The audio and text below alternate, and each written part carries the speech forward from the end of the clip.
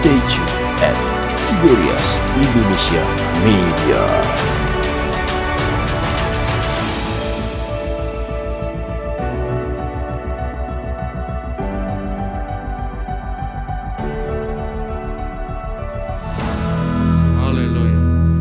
Kami bersyukur Tuhan Yesus untuk kebaikan-Mu, kemurahan-Mu yang berlimpah bagi kami.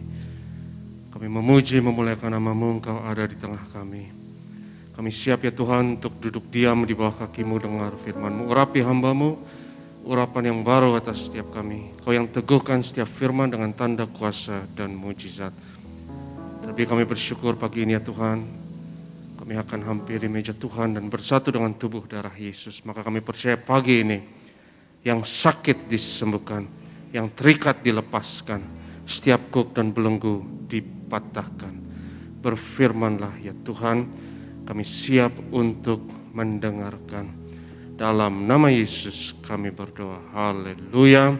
Yang percaya katakan amin, haleluya. Silakan duduk saudara yang terkasih di Gereja Tiberias Gading Nias dan setiap saudara di rumah masing-masing lewat live streaming. Shalom. Berkat anugerah Tuhan berlimpah atas setiap kita. Pagi ini saya mau berbicara saudaraku, firman Tuhan mengenai sacrifice, yaitu mengenai korban, sacrifice atau pentingnya kita berkorban. Kita mungkin berpikir bahwa ide korban dalam perjanjian lama sebagai sesuatu yang primitif, sesuatu yang kuno. Tapi seperti yang saya pernah katakan, korban adalah ide yang paling jenius yang pernah ada pada manusia. Kita lihat Kejadian pasalnya yang keempat. Kejadian pasalnya yang keempat, dan kita mau melihat mulai dari ayatnya yang ketiga dan keempat. Kejadian pasal 4, ayat 3, 4 dan 5. Setelah beberapa waktu lamanya, maka Kain mempersembahkan sebagian dari hasil tanah itu kepada Tuhan sebagai korban persembahan. Habel juga mempersembahkan korban persembahan dari anak sulung kambing dombanya, yakni lemak-lemaknya. Maka Tuhan mengindahkan Habel dan korban persembahannya itu, tetapi Kain dan korban persembahannya tidak diindahkannya.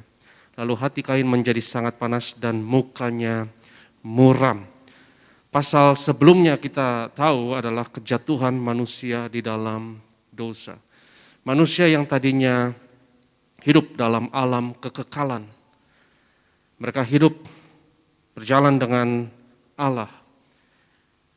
Lalu mereka berdosa dan masuk kepada kefanaan. Maut, kematian mengambil alih sifat kekekalan dari manusia. Dan betapa saudaraku, kitab Kejadian ini menggambarkan realita hidup saudara dan saya secara luar biasa. Manusia memakan buah dari pohon pengetahuan yang baik dan yang jahat. Dan kalau kita pikir-pikir saudaraku, dari semua makhluk di alam ini, hanya manusia yang mengetahui baik dan jahat. Dan hanya manusia yang bisa baik, dan hanya manusia juga yang bisa jahat. Binatang nggak bisa jahat, binatang juga nggak bisa baik. Ya, dan binatang juga nggak bisa dibilang jahat. Walaupun binatang itu buas, walaupun kehidupan di hutan belantara itu keras, itu buas. Tapi saudara nggak bisa bilang singa yang makan rusa misalnya, atau singa yang makan zebra, saudara nggak bisa bilang dia jahat.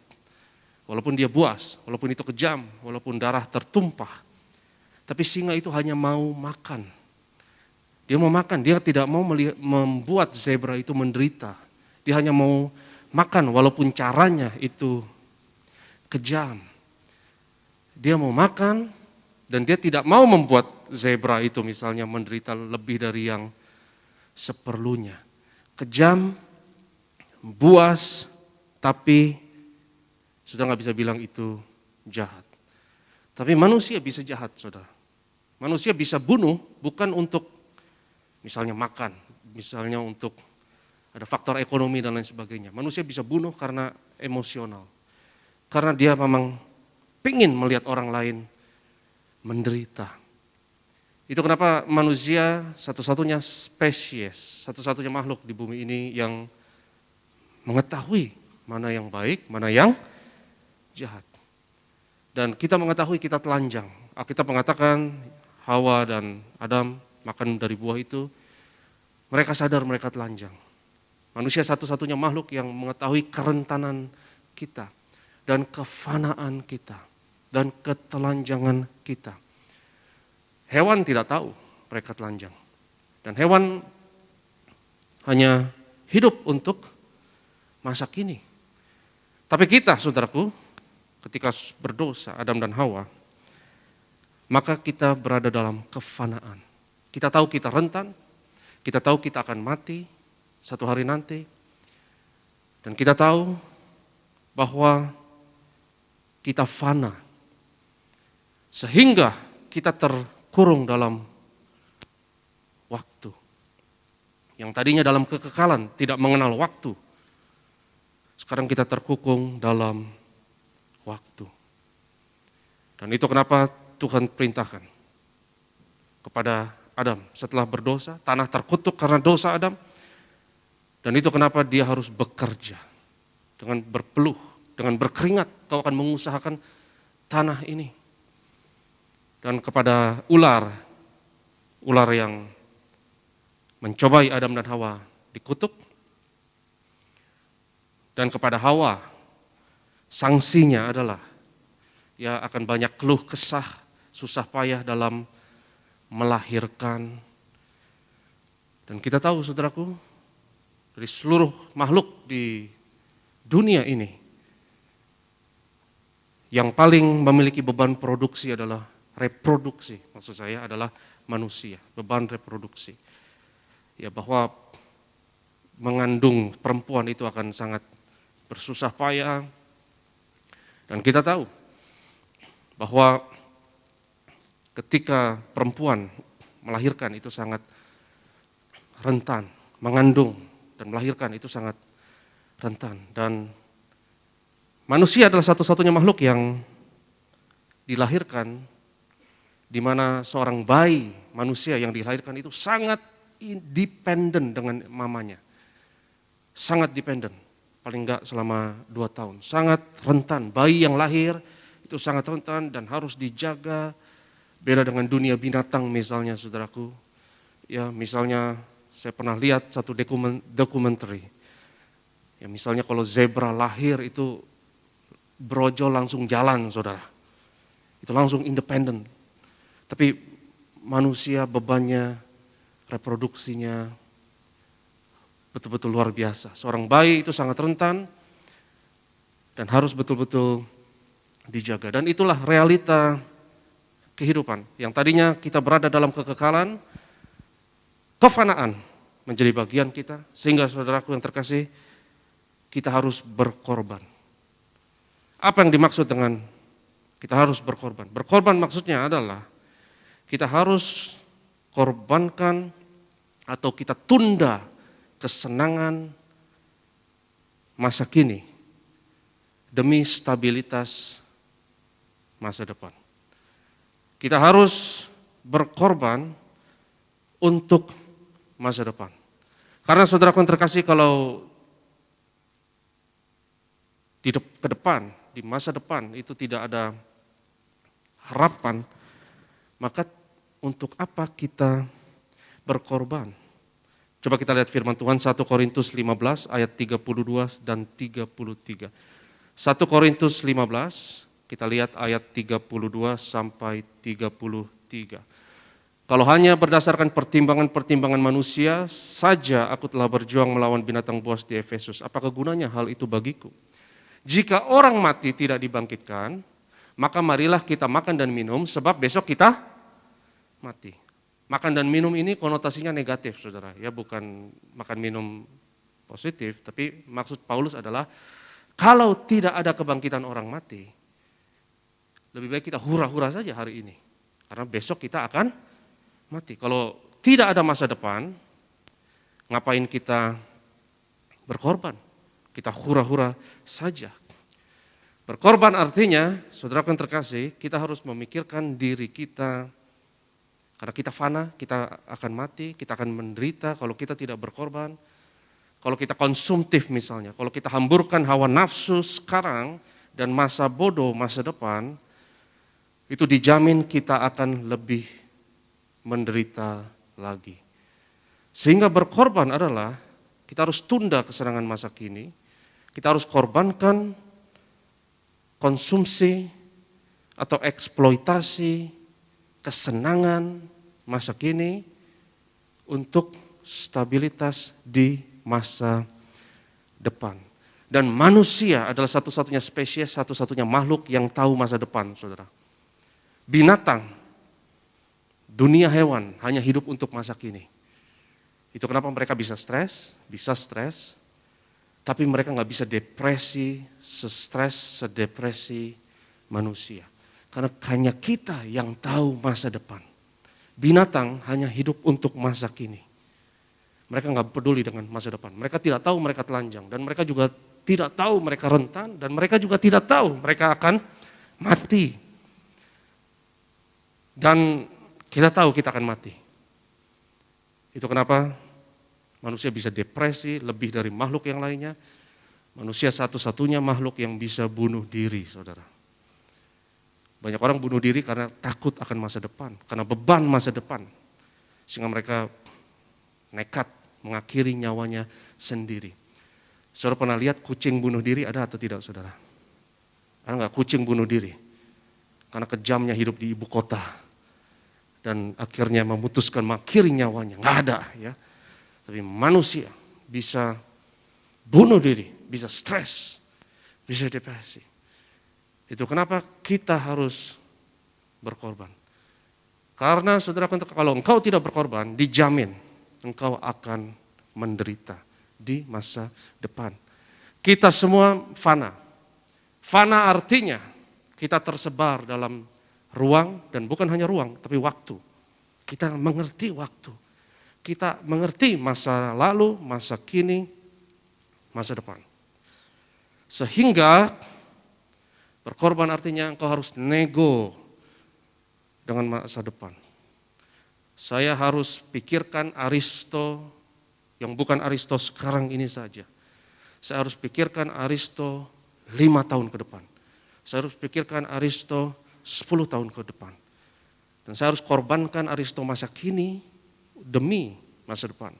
Saya tidak boleh eksploitasi misalnya hawa nafsu, senang-senang masa kini. Karena saya percaya ada kebangkitan orang mati. Yang percaya katakan amin. Ada masa depan, ada kebangkitan orang mati. Dan itu yang kita nantikan, saudara. Ada kebangkitan orang mati, artinya ada satu saat nanti maut dan kefanaan dikalahkan. Dan kita nggak akan lagi mengenal waktu, kita nggak akan lagi mengenal kefanaan. Kita akan hidup selama-lamanya dalam kekekalan. Saya percaya, doktrin kebangkitan orang mati salah satu doktrin yang paling penting di dalam Alkitab. Karena kalau kita nggak percaya masa depan itu ada, kita nggak percaya ada kebangkitan orang mati, ngapain berkorban? Makan dan minum aja sekarang, senang-senang aja sekarang, itu maksud Paulus. Toh besok kita akan mati, tapi kalau ada harapan bagi masa depan kita, saudara dan saya harus berkorban. Kita harus hidup betul-betul dalam Tuhan, karena ada masa depan. Karena rancangan Tuhan bagi kita, Alkitab katakan adalah rancangan hari depan yang penuh harapan. Bukan rancangan kecelakaan. Saudara punya masa depan yang cerah, yang percaya katakan amin. Dan rencana Tuhan bagi kita adalah, saudaraku yang terkasih, satu ayat di Yesaya 48 yang sering dikutip oleh Gembala Sidang Pendeta Pariaji adalah bahwa Tuhan mau kebahagiaan saudara dan saya adalah seperti gelombang laut yang tiada putus-putusnya. Gelombang laut yang tiada putusnya. Tuhan mau kita bukan bahagia hari ini atau besok, tapi Tuhan mau kita bahagia dari satu dekade ke dekade yang lain. Tuhan mau kita bahagia sampai putih rambutmu, Ia tetap menggendong kita. Jadi dosa adalah kalau engkau eksploitasi masa kini dan masa bodoh masa depan. Kalau engkau tidak peduli dengan dirimu 5 tahun lagi, 10 tahun lagi, itu dosa. Kau tidak jaga dirimu dengan baik dan kau tidak berkorban. Manusia satu-satunya makhluk yang bisa berkorban. Satu-satunya, saudara. Satu-satunya. Dan manusia bekerja karena berkorban demi masa depan. Itu kenapa kita tidak enak-enak seharian, kita tidak leha-leha, tapi 8 jam kita kerja sehari untuk masa depan. Dan itu berkorban, karena manusia selalu punya pilihan. Mau senang-senang, mau hore-hore, mau leha-leha, mau ongkang-ongkang kaki, atau saya mau demi masa depan, saya harus bekerja, karena kita tahu kita fana. Karena kita tersebar dalam segala ruang dan waktu. Kita bekerja. Binatang bisa bekerja, tapi nggak bisa dibilang itu berkorban. Semut kerja keras, saudara. Burung bangun sarang, berang-berang misalnya, itu bisa bangun sarang, bekerja, tapi bukan berkorban. Karena binatang nggak punya pilihan. Mereka kalau bangun sarang, burung bangun sarang, semut bekerja, itu diprogram demikian. Itu karena naluri demikian. Tapi kalau saudara ke gereja hari ini, pagi ini jam 8 pagi di Tiberias Nias, saudara punya pilihan. Bisa saja saudara hari ini di rumah tidur enak pagi ini. Bisa saja pagi ini engkau pilih di rumah nonton drama Korea. Tapi engkau memilih untuk ke gereja hari ini, untuk beribadah, upahmu besar di surga. Saudaraku, engkau punya pilihan, manusia selalu punya pilihan, binatang tidak. Itu kenapa kita harus berkorban. Karena kalau manusia yang tidak berkorban dijamin penderitaan masa depannya akan lebih besar. Hari Rabu yang lalu Ibu Gembala Sidang bersaksi ya mengenai ketika ia masih muda, ia berkhotbah, bercerita mengenai seseorang temannya yang sudah lanjut usia, senior dan kaya raya, tapi hura-hura, tapi foya-foya, tapi tidak memikirkan masa depan, akhirnya jatuh miskin. Saudaraku yang terkasih, contoh klasiknya mungkin adalah narkoba. Ya, narkoba itu contoh klasik, yaitu senang-senang saja hari ini. Dan efek konsekuensinya jangka panjang, bodoh amat. Dan kalau kita seperti itu dijamin akan sangat menderita. Menghutang juga begitu. Ya, kalau engkau konsumtif dan tidak menabung, tidak berkorban, tidak sisakan untuk masa depan, dijamin engkau akan menderita. Itu kenapa manusia harus berkorban. Dan seperti yang saya katakan, itu adalah ide terjenius sepanjang masa, berkorban. Karena dengan pengorbanan, saudara, manusia bisa maju dan canggih seperti sekarang ini. Kita bisa ada sekarang ini karena pengorbanan orang lain. Saya bisa ada sekarang ini karena pengorbanan orang tua. Mereka yang berkorban, mereka diberkati. Dan bukan hanya mereka yang diberkati, anak-anaknya juga diberkati. Keturunannya pasti diberkati. Kalau mereka tidak berkorban, anti pengorbanan adalah senang-senang hari ini, bodoh amat masa depan, mereka akan menderita dan yang paling kasihan adalah anak cucu mereka. Orang-orang yang mereka kita kasihi akan menderita juga kalau kita tidak berkorban. Kita ada di sini sekarang karena pengorbanan orang lain, saudaraku. Kita bisa berkumpul di sini pun, kalau bukan ada martir yang berjuang untuk misalnya kebebasan untuk berkumpul, kebebasan untuk berpendapat, kebebasan untuk berbicara.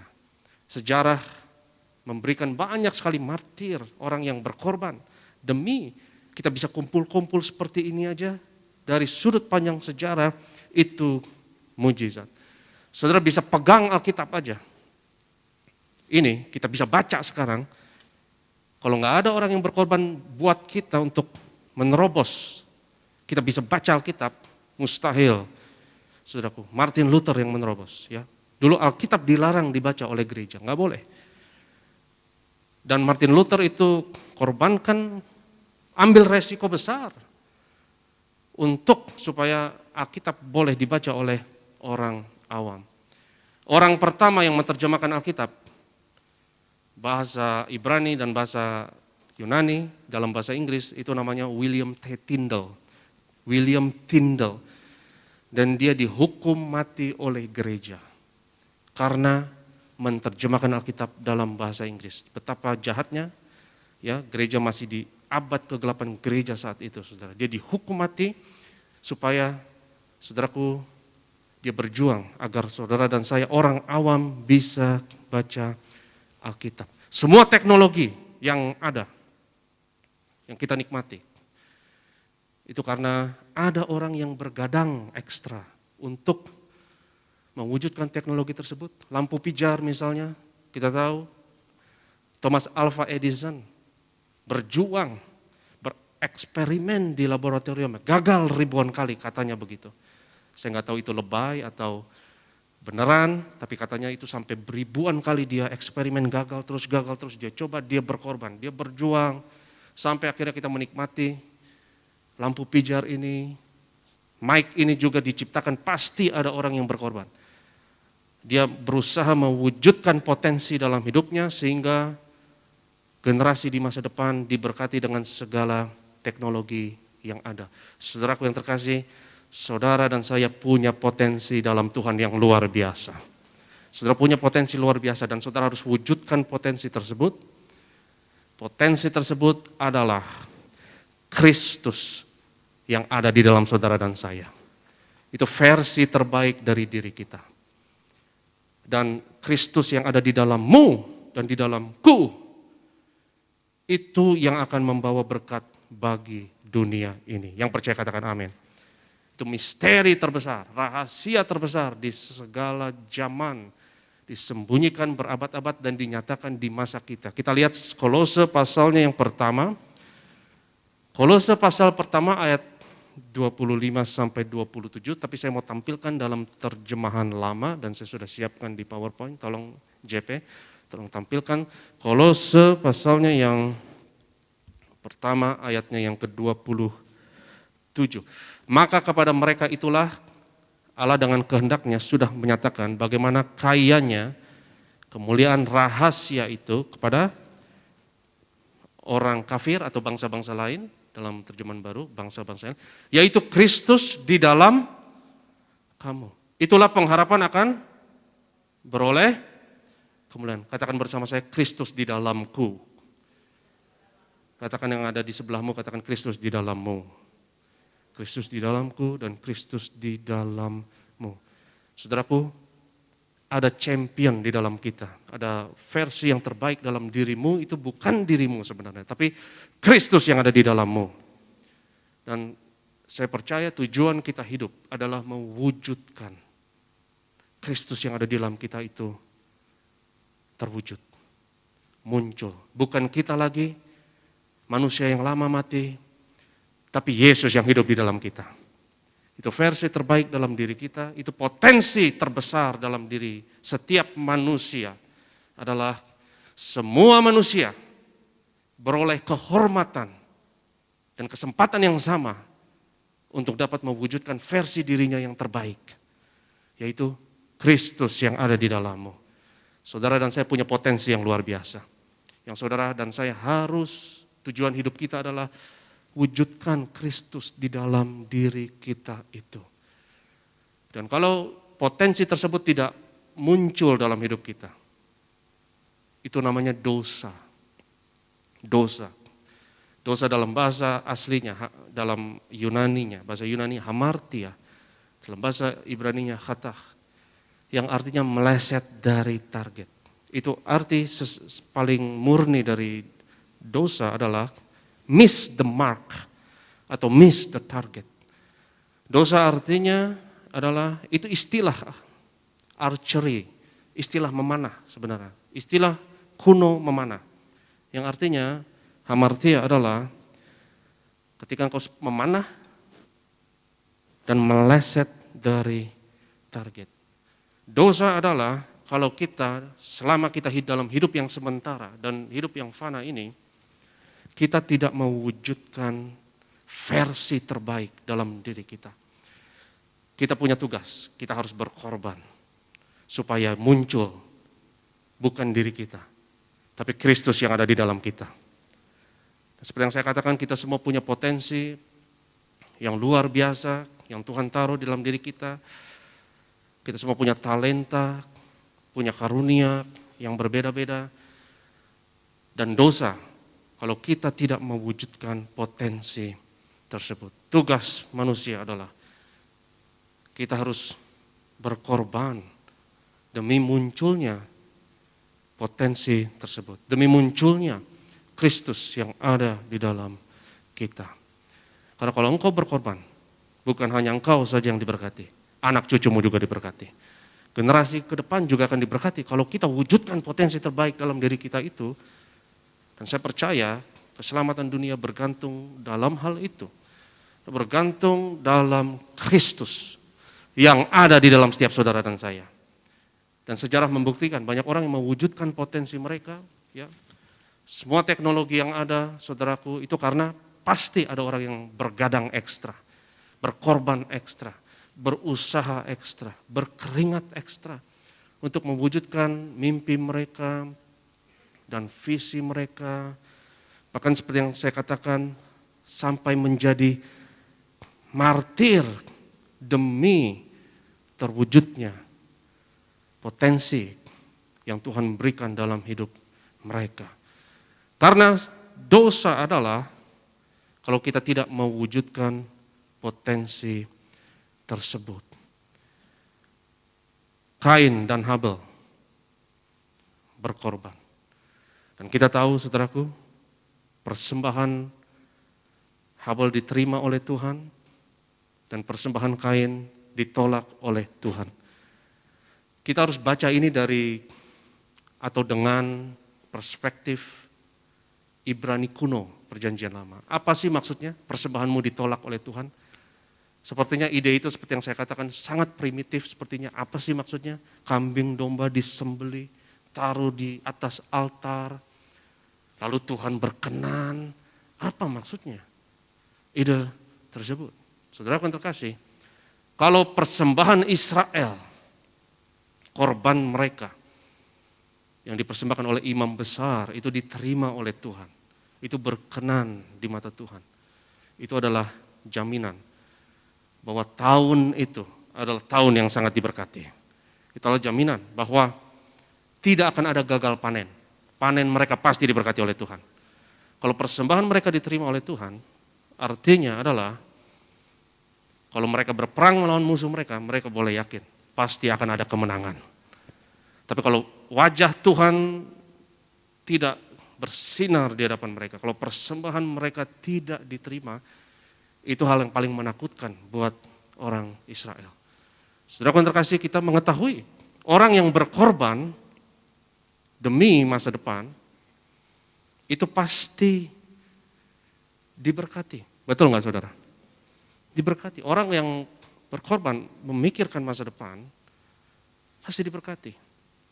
Tapi sekarang pertanyaan terbesar adalah, korban apa yang diterima oleh Tuhan? Dan bagaimana kita harus mengorbankannya? Itu pertanyaan yang sangat dalam, dan kita tidak bisa jawab pertanyaan tersebut tanpa melihat kepada Yesus dan kayu salibnya. Untuk melihat korban apa yang berkenan di hadapan Tuhan, korban apa yang diterima oleh Tuhan. Dan saking sempurnanya korban Yesus, saudaraku, sampai maut itu sendiri ditaklukkan, dihancurkan. Jadi ada jenis pengorbanan yang Tuhan sangat berkenan, yang Tuhan terima, sampai engkau tidak perlu berkorban lagi, sampai maut itu dikalahkan.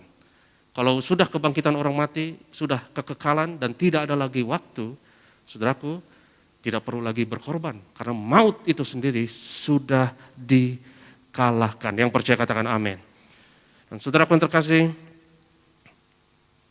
Habel persembahannya diterima oleh Tuhan, Kain ditolak oleh Tuhan. Seperti yang saya katakan, apa maksudnya persembahanmu diterima oleh Tuhan? Orang yang persembahannya diterima oleh Tuhan, itu diberkati. Dan saya bukan hanya berkata secara rohani. Kita tahu itu juga secara jasmani. Yang setuju katakan amin. Itu secara jasmani. Orang yang berkorban sukses. Orang yang berkorban diberkati. Yang percaya katakan amin. Yang mau sukses katakan amin. Yang siap sukses katakan amin. Saudara siap sukses? Tapi ada harganya. Saudara harus tahu sukses, berhasil ada harganya. Karena manusia, orang cenderung membenci sukses. Kalau saudara sukses seperti Hubble sukses. Dan sukses mengundang banyak haters. Orang gak suka dengan orang yang sukses. Akan ada tetangga yang iri kalau engkau sukses. Betul atau tidak? Dan sejarah zaman ini adalah sejarah Kain dan Habel, saudara. Orang yang persembahannya ditolak akan menyerang orang yang persembahannya diterima oleh Tuhan. Ya, sukses akan mengundang banyak haters. Saya berdoa saudara sukses berhasil diberkati Tuhan. Tapi harus siap dikritik, amin. Harus siap ada haters, karena Habel itu dibenci oleh Kain. Bukan karena Habel itu jahat atau nyebelin, tapi sukses mengundang haters. Ya, orang yang berkorban itu diberkati, anak cucunya juga diberkati Tuhan.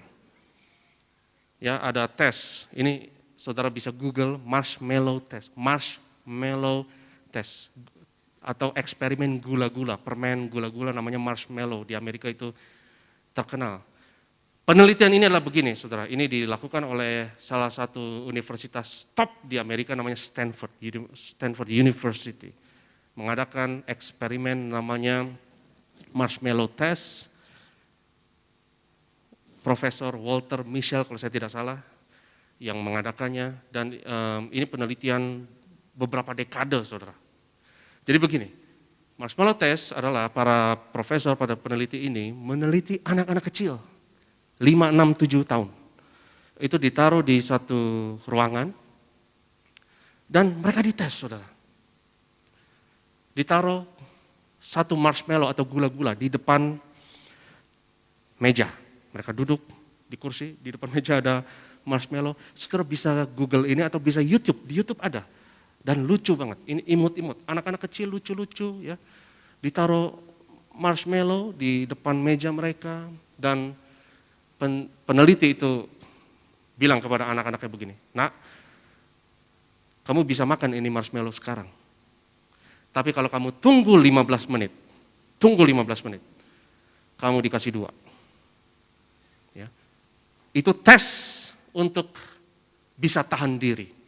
Itu bisa tes untuk korbankan masa kini untuk masa depan. Masa kini lu tahan, nanti masa depan lu dapat 2. Tapi kalau lu makan sekarang, lu cuma dapat 1. Tapi kalau lu bisa tahan 15 menit aja, lu dapat 2. Dan saudara, lucu, anak kecil kan lucu ya. Nunggu 15 menit itu buat anak kecil itu selama-lamanya, saudara. Itu lama banget buat mereka. Di depan ada marshmallow, mereka nunggu ya, mereka nggak tahu mau ngapain. Akhirnya mereka menyibukkan diri mereka, berusaha untuk ya tahan diri supaya jangan makan marshmallow itu. Ini jangka panjang penelitiannya. Bahkan peneliti-peneliti udah mati, tapi terus dilanjutkan. Akhirnya saudaraku, semua anak-anak yang bisa tahan diri dibanding dengan anak-anak yang langsung makan, itu dilihat perbedaannya. Dan mereka yang bisa tahan diri jauh lebih sukses, jauh lebih berhasil, jauh lebih makmur, bahkan jauh lebih sehat. Bahkan lebih sehat, mereka bisa tahan diri. Ya, dalam pekerjaan, dalam sosial, dalam ekonomi, bahkan dalam kesehatan. Soalnya bisa Google ini marshmallow test, bahkan bisa YouTube ini. Ini penelitian yang menarik dan menghibur, lucu ya. Anak-anak itu berusaha untuk menahan diri. Jadi kalau saudara bisa berkorban, saudara pasti diberkati. Dan tujuan kita berkorban adalah kita harus berkorban untuk mewujudkan Kristus yang ada di dalam kita tersebut. Karena kalau kita tidak berkorban, saudaraku yang terkasih, maka kita tidak mewujudkan Kristus yang ada di dalam kita, kita tidak pikul salib tersebut, dan kita tidak menjadi berkat. Tujuan hidup kita adalah menjadi seperti Yesus. Yang percaya katakan amin. Dan pikul salib tersebut, berkorban demi di masa depan versi terbaik dalam diri saudara dan saya. Dan versi terbaik itu adalah Kristus yang ada di dalam kita. Manusia satu-satunya makhluk yang bisa berkorban, dan manusia satu-satunya makhluk yang harus berkorban. Karena kita tidak punya pilihan lain. Kalau kita tidak berkorban, maka kita tidak akan mewujudkan Kristus yang ada di dalam kita tersebut. Dan kalau tidak terwujud, saudaraku yang terkasih, itu adalah dosa. Dan korban itu harus sukarela, harus ikhlas. Tidak boleh terpaksa. Kalau terpaksa itu bukan korban. Yang setuju katakan amin. Dan saudara harus berkorban ikhlas. Dan sengaja. Dan rencanakan pengorbanan itu. Ya, demi 5 tahun lagi, 10 tahun lagi, versi dirimu yang penuh kemuliaan Tuhan. Kalau kita berkorban, saya percaya, saudara yang terkasih, akan lebih lagi terwujud Kristus yang ada di dalam kita. Karena kalau terpaksa itu bukan berkorban. Ya, jangan tunggu sampai kita di ICU baru bertobat misalnya. Jangan tunggu sampai kalau sudah di ICU itu bukan bertobat, itu terpaksa, saudara. Jangan sampai terpaksa, itu harus direncanakan, itu harus ikhlas. Saya baca ini, saudara, ya ada satu cerita di Medan, ya. Ini ada satu telepon masuk ke stasiun radio. Penelpon berkata, halo, ya, ini radio Silindung. Penyiar berkata, ya benar, selamat pagi, ini dengan siapa? Saya Poltak, dia bilang. Ya. Oke Pak Poltak. Pak Poltak mau kirim-kirim salam, mau curhat atau mau pesan lagu apa? Saya mau curhat dulu, dia bilang. Begini itu, Nia. Tadi saya menemukan tas di jalan. Di tas itu ada uang 20 juta, ada batu akik, ada kartu ATM, kartu kredit, kartu diskon, KTP dan SIM. Atas nama Bapak Panjaitan. Penyiarnya langsung berkata, wah Anda ini luar biasa, hari ini masih ada orang jujur seperti Bapak Poltak ini. Jadi lewat stasiun radio ini Bapak Poltak mau kembalikan uang dan batu akik tersebut. Lalu Bapak Poltak berkata, begini, begini, saya mau pesan lagu spesial buat Bapak Panjaitan. Dari penyanyi Edi Silitonga. Saya mau pesan lagu judulnya Relakanlah. Ya, apa pula ini bah? Kirain mau balikin, ya. Relakanlah. Saudaraku, saya percaya pertobatan itu harus rela. Pertobatan itu harus ikhlas. Itu karena kita punya pilihan. Pikul salib, itu juga harus ikhlas. Yang setuju katakan amin. Kalau engkau ikhlas, kalau engkau sukarela, itu namanya korban. Kita berkorban, demi apa? Demi mewujudkan versi terbaik dalam dirimu yang akan menjadi berkat bagi banyak orang. Yang percaya katakan amin. Ada potensi luar biasa dalam diri kita, saudaraku, yang kita sekarang pun tidak ketahui. 5 tahun ke depan, mungkin 10 tahun ke depan, kita tidak ketahui. Tapi masa depan membutuhkan hal tersebut. Masa depan membutuhkan Kristus yang ada di dalammu. Dan saya percaya, harapan dunia, harapan bangsa, harapan Indonesia adalah Kristus yang ada di dalam saudara dan saya. Yang kalau kita wujudkan, itu akan membawa dampak yang luar biasa, bawa berkat yang luar biasa. Saya undang worship leader, imam pemusik. Kita mau sembah Tuhan sebelum kita terima tubuh dan darah Yesus. Saya undang kita semua bangkit berdiri dalam hadirat Tuhan. Kita mau percaya, saudaraku, bahwa hari depan Ada hari depan yang penuh harapan. Rancangan Tuhan bukan rancangan kecelakaan. Dan kita punya tugas untuk berkorban agar muncul versi terbaik dalam diri kita. Dan kalau ada yang kurang, kita harus berubah. Kita harus bertobat, kita harus berkorban demi munculnya versi terbaik ini. Ku di tanganmu, ku di hatimu. Ku di tanganmu,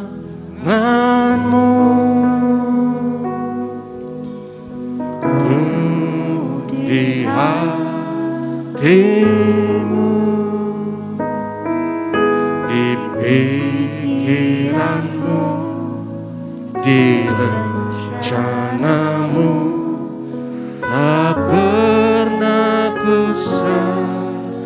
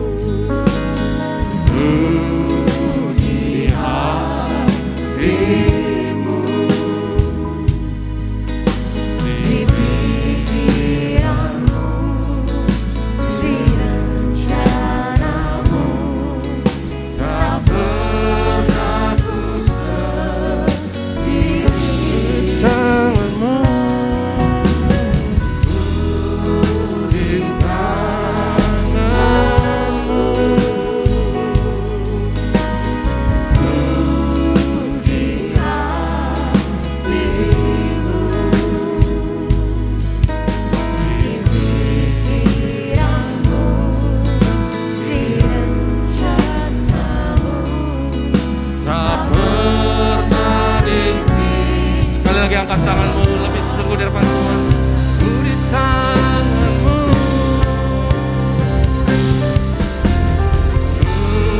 ku di tanganmu, ku di hatimu, di pikiranmu, di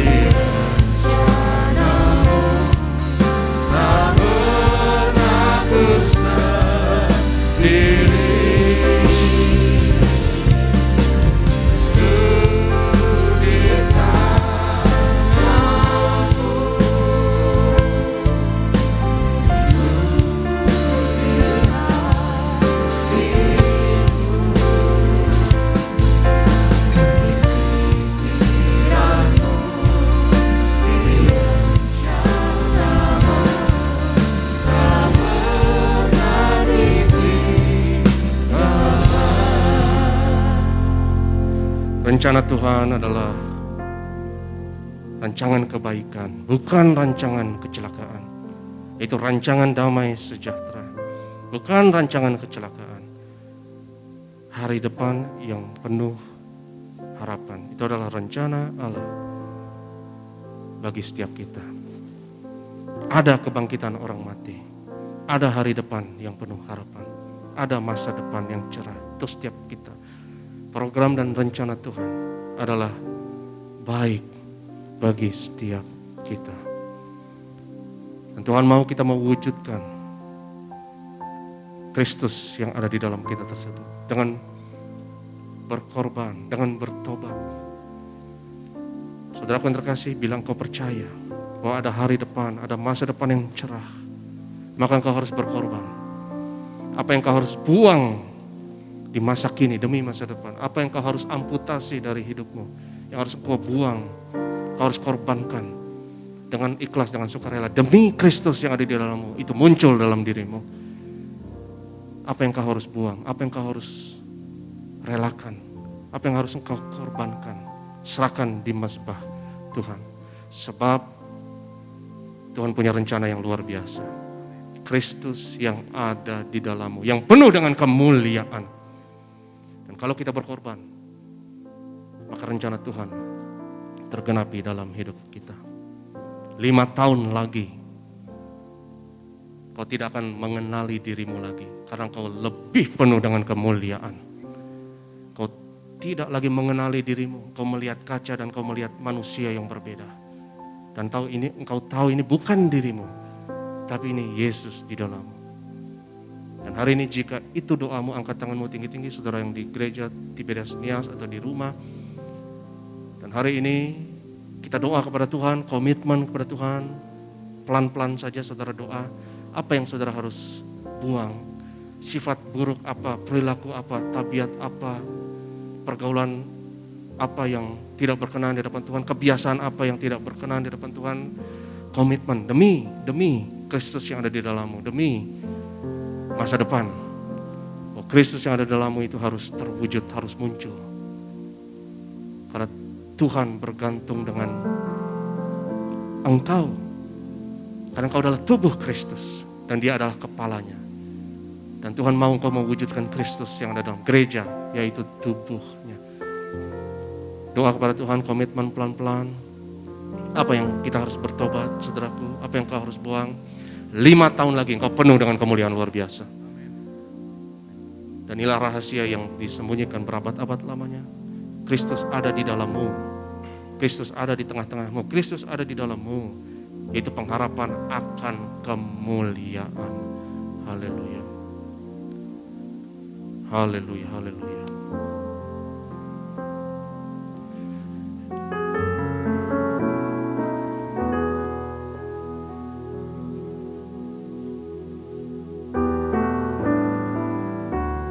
Inilah yang ku punya, hati sebagai hamba yang mau taat dan setia padamu Bapa. Kemanapun ku bawa, hati yang menyembah dalam roh dan kebenaran. Angkat tanganmu di depan Tuhan, katakan, inilah yang ku punya, inilah yang ku punya, hati sebagai hamba yang mau taat dan setia padamu Bapa. Kemanapun ku bawa, hati yang menyembah kebenaran sampai selesai. Sekali bersama-sama, ini pujian kami Tuhan. Inilah yang ku punya, hati sebagai hamba yang mau taat dan setia padamu Bapa. Kemanapun ku bawa, hati yang menyembah roh dan kebenaran sampai selama. Dalam roh dan kebenaran sampai selamanya. Dalam roh dan kebenaran sampai selamanya. Kita berikan tepuk tangan yang paling luar biasa bagi Tuhan Yesus. Ini kerinduan setiap kami Tuhan, agar setiap kami boleh semakin hari hidup taat sebagai hamba-Mu Tuhan. Kami sungguh percaya Tuhan, hidup kami akan menyaksikan begitu besar kebaikan Tuhan yang nyata bagi setiap kami. Berterima kasih untuk firman Tuhan yang mengajar, menguatkan setiap kami. Doa kami Roh Kudus yang mampukan setiap kami agar pada masa kini kami mampu boleh mengorbankan hal-hal yang tidak baik, agar kami percaya kami terima masa depan yang indah, hari depan yang penuh harapan dari Tuhan Yesus. Bahkan semakin hari Yesus semakin nyata dalam kehidupan kami dan menyatakan kemuliaan Tuhan bagi setiap orang. Terima kasih untuk firman Tuhan pada pagi hari ini. Berkati hamba-Mu Tuhan Bapak Pendeta Risto Paria. Jika percaya bersama tim, bersama keluarga, dipakai Tuhan semakin luar biasa untuk kemuliaan nama Tuhan Yesus Kristus. Pada pagi hari ini sebelum kami terima yang terbaik, tubuh dan darah Tuhan Yesus, kami rindu berikan persembahan kami, ucapan syukur syukur kami percaya Tuhan, kami memberikan kami tahu Tuhan, setiap yang kami punya semua karena kebaikan Tuhan Yesus. Maka biarlah kembali untuk hormat dan kemuliaan Tuhan. Siapapun yang memberi tidak kekurangan, tidak miskin. Kami biji mata Tuhan, kami minyak anggur di zaman akhir. Kami hidup di dalam kebaikan Tuhan, di dalam berkat dan anugerah Tuhan yang melimpah. Di dalam nama Tuhan Yesus setiap kita diberkati, yang siap berikan persembahan yang terbaik. Sama-sama kita katakan amin. Puji nama Tuhan. Pada pagi hari siapkan hati untuk terima yang terbaik, tubuh dan darah Tuhan Yesus. Percaya imani pada pagi hari ini, terima kuasa, terima mujizat. Yang sakit Tuhan sembuhkan, yang lemah Tuhan kuatkan, yang terikat Tuhan lepaskan. Terima kasih Tuhan Yesus.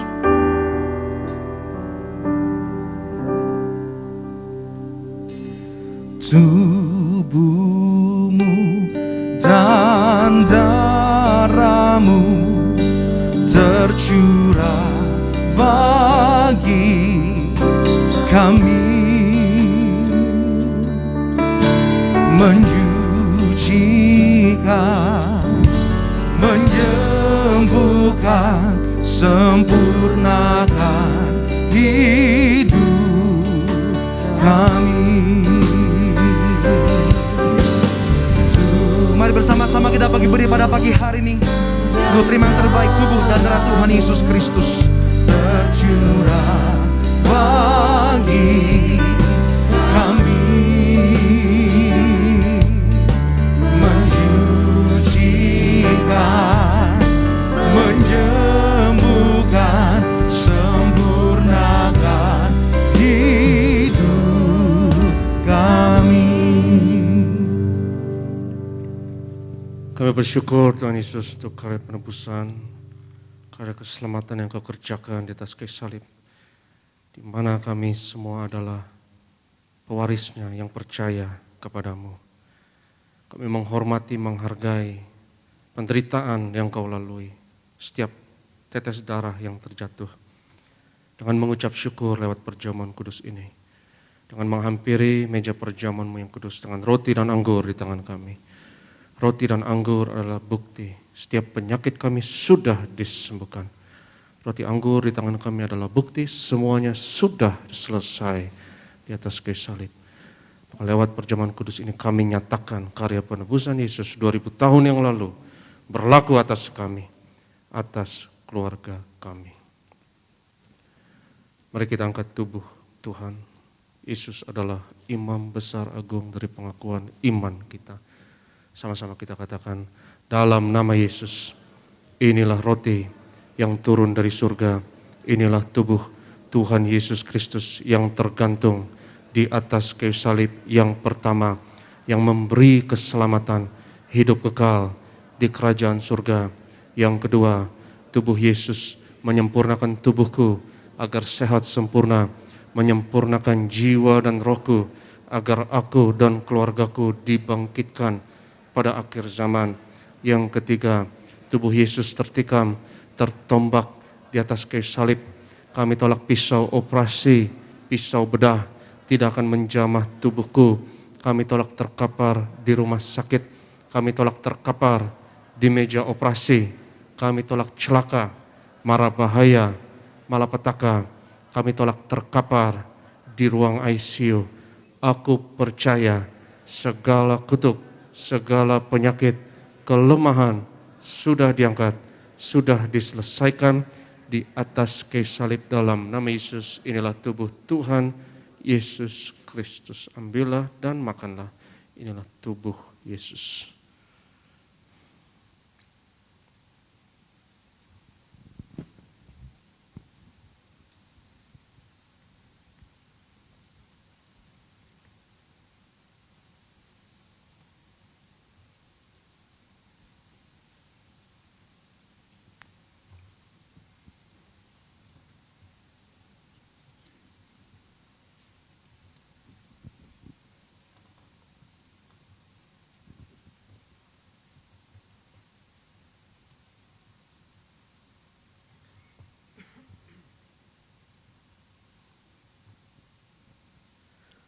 Sesudah itu Yesus mengangkat cawan, mengucap syukur atasnya, seraya berkata, ambillah dan minumlah, inilah darahku, darah perjanjian baru yang ditumpahkan untuk pengampunan dosa. Mari kita angkat cawan Tuhan.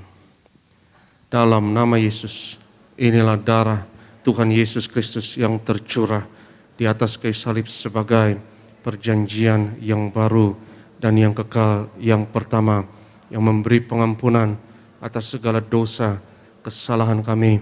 Kami janji bertobat, kami tolak setan dan segala perbuatannya, keluarga kami, keluarga yang kudus.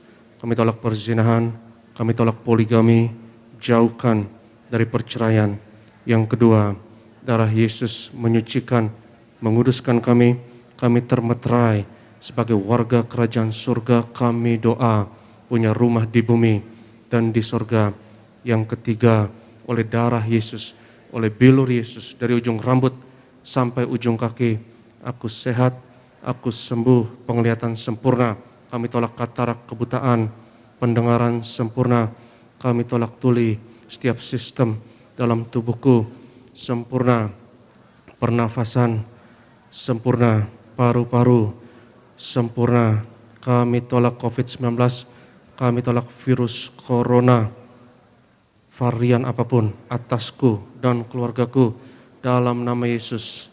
Pencernaan, syaraf sempurna, darahku tahir oleh darah Yesus. Kami tolak benjolan apapun, kami tolak kistemium, kami tolak kanker tumor, kami tolak diabetes, hepatitis, kami tolak asam urat, asam lambung dalam nama Yesus.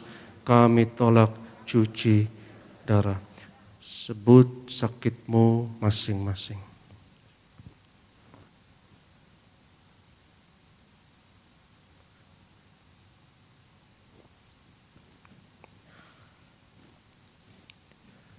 Tuhan Yesus yang mengajarkan kepada gereja Tiberias lewat gembala sidang bahwa perjamuan kudus ini lebih dari roti mana. Bangsa Israel 40 tahun di padang gurun dengan roti mana, makan tidur diberkati, tidak kekurangan. Kasut jubah tidak rusak, selalu baru dengan tubuh darah Yesus. Berkat kami lebih dari itu. Kami tolak kemiskinan, kami tolak roh kekurangan, kami tolak roh kegagalan, hutang-hutang pribadi, lunas bulan ini. Kami tolak kebangkrutan. Aku percaya segala kutuk, segala penyakit, kemiskinan sudah diangkat, sudah diselesaikan di atas kayu salib dalam nama Yesus. Inilah darah Tuhan Yesus Kristus. Kita minum, inilah darah Yesus. Firman Tuhan berkata, di mana 2-3 orang percaya, apa yang diikat di bumi diikat di surga, apa yang dilepaskan di bumi dilepaskan di surga. Mari kita sepakat berdoa, kita angkat minyak urapan ini dan sama-sama kita katakan, setiap saudara di gereja Tiberias Gading Nias maupun di rumah masing-masing, sama-sama kita katakan, dalam nama Bapa, Anak, Roh Kudus, dalam nama Tuhan Yesus Kristus, inilah minyak urapan yang kudus untuk memuliakan Allah dan manusia. Kami muliakan Yesus, Tuhan dan Allah kami yang ada di tengah kami, memberkati kami. Setiap tetes oles dari minyak urapan ini hari ini, yang sakit disembuhkan, mengusir setan-setan, hancurkan kuasa kegelapan, patahkan segala kuk dan belenggu dalam nama Yesus. Inilah minyak urapan. Oleskan atas kening, atas kepala, atas bagian yang sakit. Inilah minyak urapan dalam nama Yesus. Kami berdoa ya Tuhan, untuk setiap pokok doa yang tertulis dalam kertas doa ini kami bawa di hadapan hadirat-Mu. Kau yang mengetahui setiap pergumulan, permohonan, keinginan kami. Kami percaya kepada Tuhan yang dengar, Tuhan yang jawab doa kami. Sebab ada tertulis bahwa doa orang benar dengan yakin didoakan, besar kuasanya. Kami percaya pagi ini doa kami besar kuasanya. Kami berdoa bersyafaat ya Tuhan, berkati gereja-Mu, berkati gembala dan ibu Tuhan, beri umur panjang dan kesehatan hamba-hamba Tuhan di Tiberias yang melayani hari ini, khususnya Tuhan berkati, lindungi setiap kami, juga setiap pekerja dan setiap jemaat, berkati worship leader, Bro Richard dan Bro Sony dan Bapak Dwi dan rekan-rekan imam pemusik, berkati bagian media, Edison, Boas, dan rekan-rekan. Kami doa ya Tuhan lewat pelayanan kami di Tiberias. Bilangan orang benar di Indonesia terus bertambah. Indonesia penuh kemuliaan Tuhan, dimenangkan untuk tuayan di akhir zaman. Pada akhirnya Tuhan, kami akan tutup ibadah ini dan kami akan terima berkat Tuhan. Berkat martir mengalir dari gembala sidang kepada setiap hamba Tuhan, setiap jemaat yang terkasih. Sebab Tuhan berfirman kepada Musa, ucapkanlah kata berkat ini atas Israel dan aku akan berkenan untuk menaruh berkat ini atas mereka. Yivarech Adonai v'yishmerecha. Ya'er Adonai panav elecha v'chonecha. Yisa Adonai panav elecha v'yashem lecha.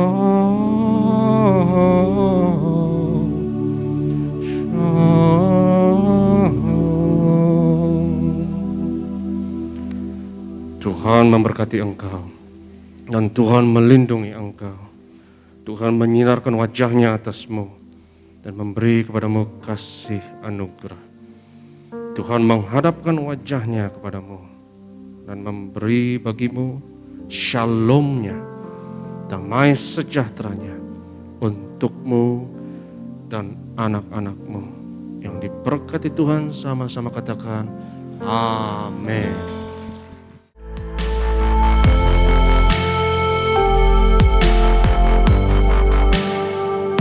Stay tuned at Tiberias Indonesia Media.